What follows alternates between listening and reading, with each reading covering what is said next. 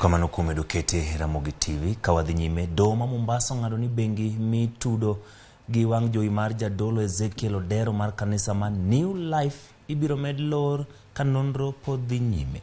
Jang'ad bura Olga Sewe osiro ng'eto manogol ji mamokadho manogol gi doho ma Milimani e kaunti ma Nairobi ka bende ne odwaro mondo mi med lor bengigo.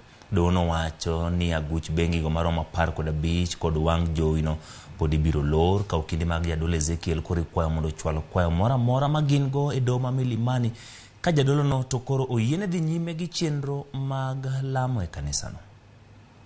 Having taken the view that for purposes of section 362 of the Criminal Procedure Code, the impugned order ought to have been challenged by way of revision before High Court at Nairobi, I must refrain from commenting on the correctness, on the legality or the propriety of the orders of the magistrate in application E1348 of 2023.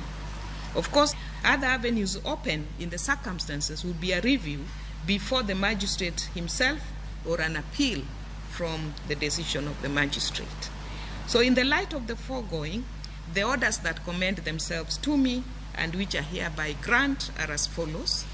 A, that other than prayer G, the rest of the petitioner's prayers in the notice of motion dated 3rd May 2023 fail and are hereby dismissed with no order as to costs. B, the second application dated 8th May 2023 being misconceived is hereby struck out with no order as to costs. So that is my